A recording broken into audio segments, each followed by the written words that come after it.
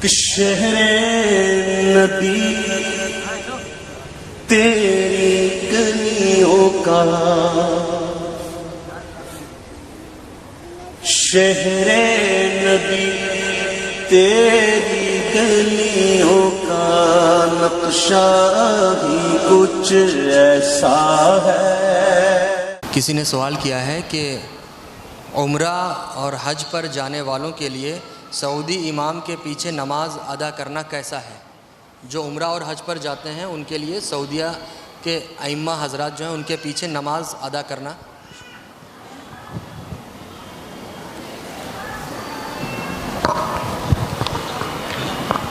میں سوچتا ہوں کہ ایک ایسا ضابطہ میں آپ کے سامنے رکھوں کہ اس سوال کا جواب ایک جاہل بھی دے دے۔ کسی جاہل، کسی سنی جاہل سے بھی پوچھو گے تو اس سوال کا جواب وہ دے دے گا۔ تو میں سوچتا ہوں ایک ایک کا نام لے کے فلاں کے پیچھے فلاں کی کرنے کی ضرورت نہیں، ایک قاعدہ میں بتا دوں، شریعت کا ایک قاعدہ میں بتا دوں۔ ایک بات یہ بتائیے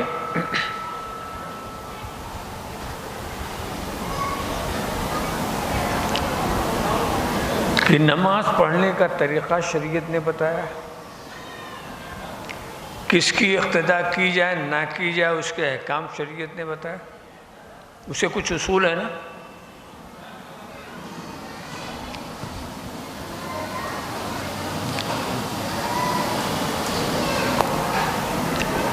پہلے یہ بتائیے کسی نابالغ کے پیچھے کوئی نماز پڑھے تو اس کی نماز ہوگی بالغ، کسی نابالغ کے پیچھے کوئی بالغ نماز پڑھے تو کیا اس کی نماز ہوگی؟ یہاں کی عوام ہی اتنی سمجھدار ہے کہ اتنے مسائل کو خوب جانتے ہیں۔ اچھا، معلوم ہے کہ بالغ کی نماز نابالغ کے پیچھے نہیں ہوگی، اس لیے نہیں کہ وہ نابالغ کافر ہے، اس لیے نہیں کہ وہ گمراہ ہے، وہ مسلمان ہے، سنی ہے، سب کچھ ہے، مگر نابالغ ہے۔ بالغ کی نماز نہیں ہوگی، کیوں؟ بالغ پر نماز فرض ہے، نابالغ پر نماز فرض ہی نہیں۔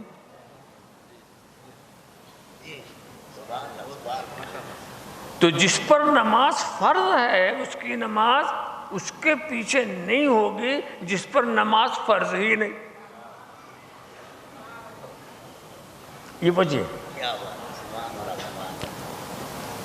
اس لیے کہ امام کی نماز قوی ہونی چاہیے، پیچھے والوں کی نماز سے افضل ہونی چاہیے۔ ہو گئی بات ایک، مگر یاد رکھیے گا اچھی طرح سے، اس لیے میں ٹھہر ٹھہر کے بتاؤں گا۔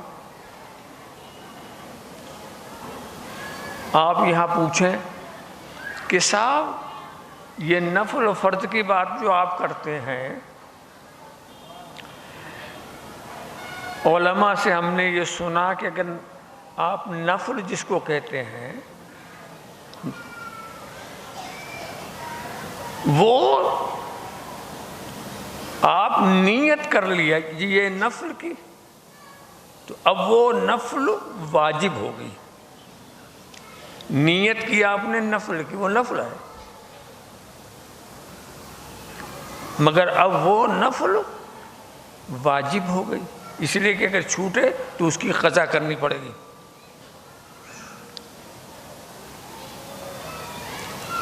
سمجھے؟ تو نابالغ بھی اگر نماز پڑھتا ہے اس پر فرض تو نہیں مگر نیت کر لیا تو اثر واجب ہے۔ ارے بھائی اس کے اپنے واجب کرنے کی بات اور ہے اور خدا کا کسی کو فرض بتانے کی بات اور ہے۔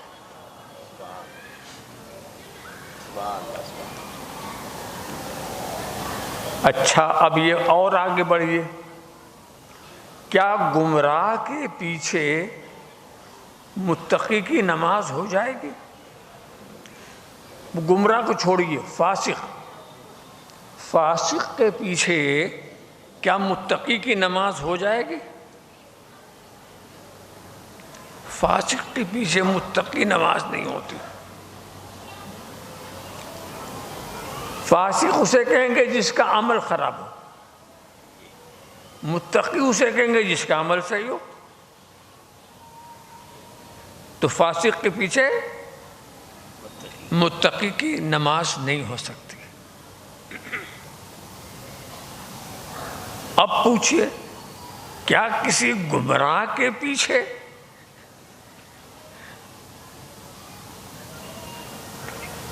کسی ہدایت یافتہ کی نماز ہو سکتی ہے؟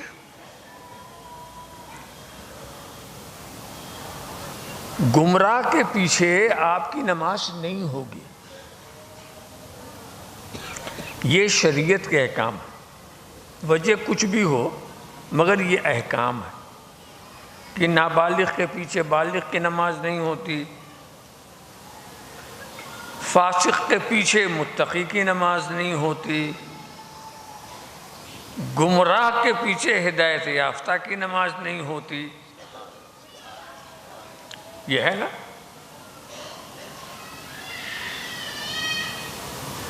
اب انصاف سے آپ ہی بتائیے، اس لیے ہم نے کہا کہ اس کا جواب آپ ہی دیں گے۔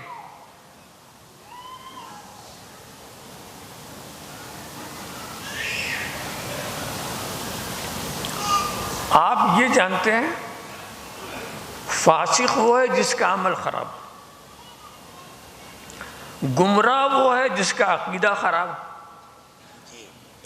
عقیدہ خراب ہے تو گمراہ، عمل خراب ہے تو فاسق۔ سمجھا؟ اب آپ سوچ لیجئے، جو اسلام نابالغ کے پیچھے بالغ کی نماز نہیں اور ایسے فاسق کے پیچھے متقی کی نماز نہیں، یعنی جس کا عمل خراب ہے اس کے پیچھے نماز نہیں، تو جس کا عقیدہ خراب ہے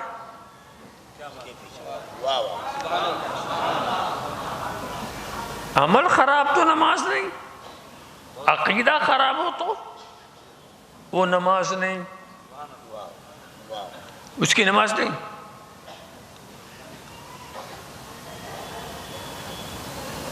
اب ہم سے آپ مت پوچھئے کہ فلاں کے پیچھے نماز ہوگی کہ نہیں، فلاں کے پیچھے نماز ہوگی نہیں، یہ دیکھو کہ اس کا عمل خراب ہے کہ عقیدہ خراب ہے۔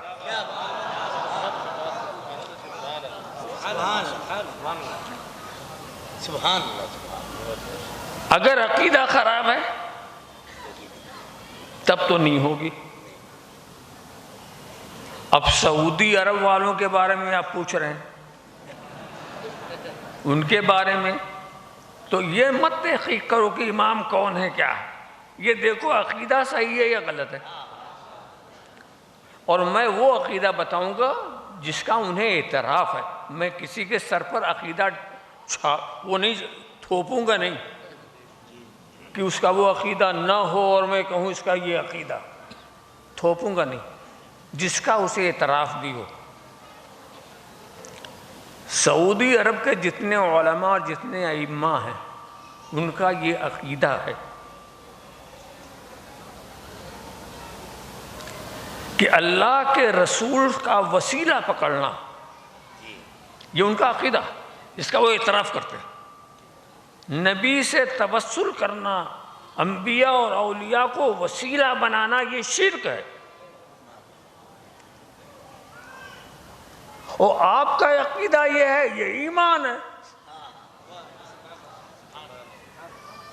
تو ان کا عقیدہ کچھ ہوا، آپ کا عقیدہ کچھ ہوا۔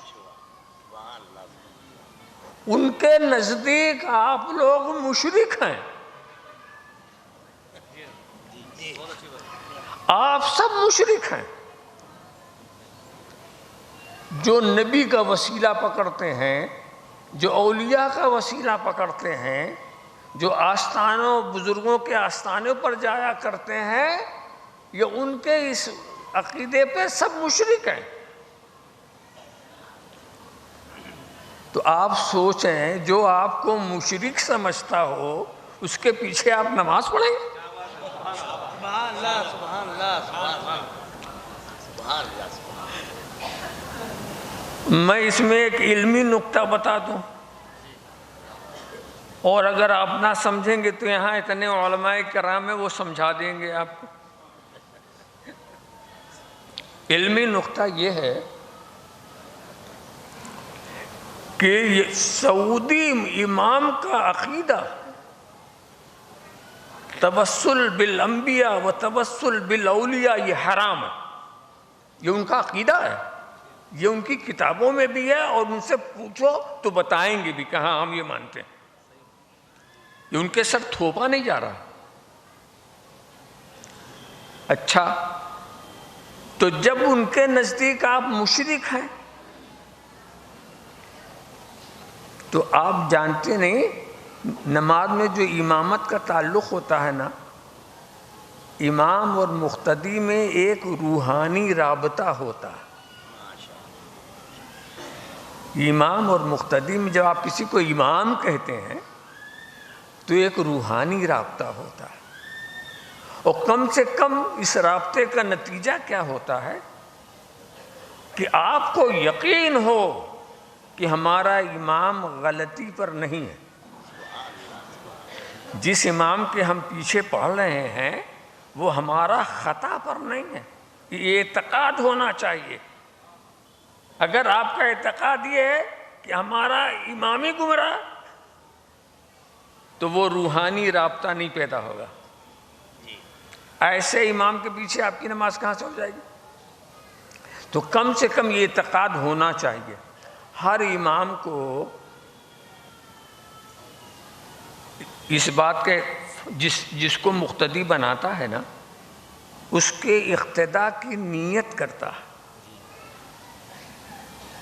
آپ جس کو امام بناتے ہیں اس کی امامت کی نیت کرتے ہیں پیچھے اس امام کی۔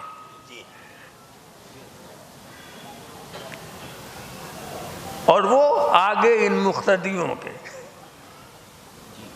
تو ان کے مقتدی ہونے کی نیت بھی امام کرتا ہے، اور اس کے امام ہونے کی نیت پیچھے والے مقتدی کرتے ہیں۔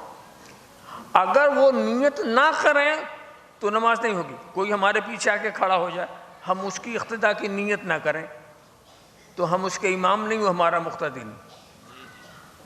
ایسے کھڑے ہو جانے، ہمیں نیت کرنا ضروری ہے۔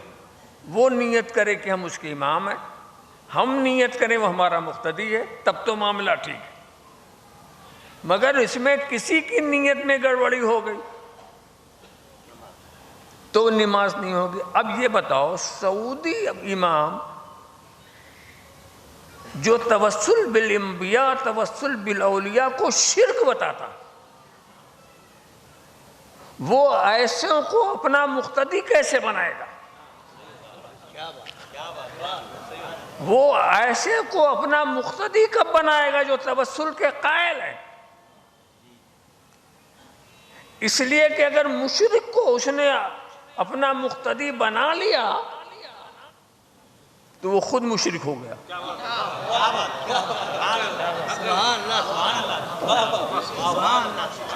وہ خود مشرک ہو گیا۔ تو وہ کیوں بنائے گا؟ نہیں بنائے گا۔ جب وہ نہیں بنائے گا تو پھر اس نے تو آپ کو مقتدی مانا ہی نہیں، آپ کی اقتداء ہوئی کیسے؟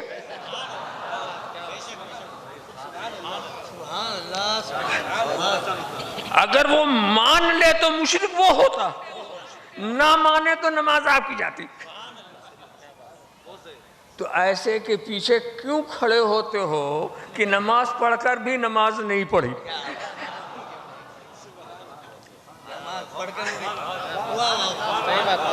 سمجھا؟ اگر یہ مسئلہ آپ کے ذہن میں بیٹھ جائے تو آپ خود ہی جواب دے لیں گے۔ اس سوال کا جواب دے لیں گے تو اس میں کسی ہر گمراہ کے لیے ہی بات کہی جا سکتی ہے، کسی کا خاص نام لے کر کے وضاحت کرنے کی ضرورت ہے نہیں۔ میرے خیال میں آپ نے اپنا جو سوال کیا اس سوال کا جواب سمجھ میں آ گیا ہوگا آپ کے، اور وہ کیوں ہے وہ بھی، وہ کیوں ہے وہ بھی۔ حضرت مجاہد ملت مولانا حبیب الرحمن علیہ الرحمہ جب حج کے لیے گئے تھے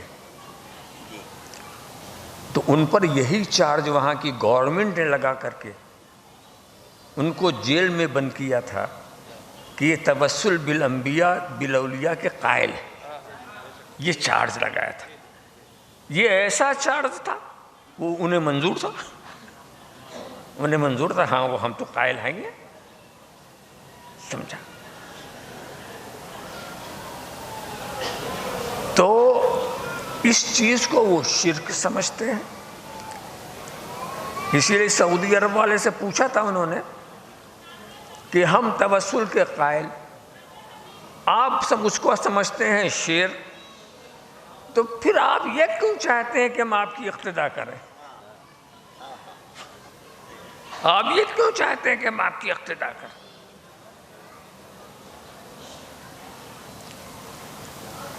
یہی الزام رکھ کر کے ان کو قید کیا گیا، تو پتہ چلا یہ ان کا عقیدہ۔ اور جب عقیدے کا فرق ہو جائے تو نماز کہاں سے ہوگی؟ رب تبارک و تعالیٰ، یہ صحیح ہے جماعت سے نماز پڑھنا بڑی فضیلت کی بات ہے، مگر وہ جماعت صحیح ہو۔ جماعت اگر صحیح ہی نہیں تو جماعت ہی نہیں۔ تو اس نقطے کو ذہن میں رکھیں، اور اس سرزمین میں اگر کوئی ایک نماز بھی آپ کی قبول ہو گئی تو اس کو اللہ کا فضل سمجھے۔ اصل میں نماز سے اللہ کی عبادت مقصود ہے، اس کو راضی کرنا مقصود ہے، اور اللہ کو راضی کرنا ہے تو اپنے بنائے ہوئے اصول سے نہ راضی کرو، ہم جیسے چاہیں وہ راضی ہو جائے، بلکہ اسی سے پوچھے تو کیسے راضی ہوگا۔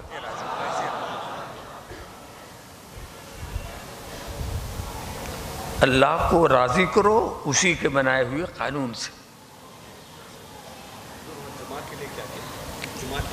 سعودیہ میں جمعہ، آپ لوگ سب مسافر ہوتے ہیں، کسی پر جمعہ واجب نہیں، سب پر ظہر فرض ہے۔ مقیم ہو جاتے ہیں تو جب وہاں جمعہ ہو ہی نہیں رہی ہے تو جمعہ فرض کا، جہاں شرعی جمعہ ہو وہاں فرض ہے، جہاں ہوتی نہیں تو وہاں سے کیا ہوتا ہے؟ ظہر ہر وقت فرض ہے آپ کے لیے، وہ جہاں بھی رہیے پڑھیے۔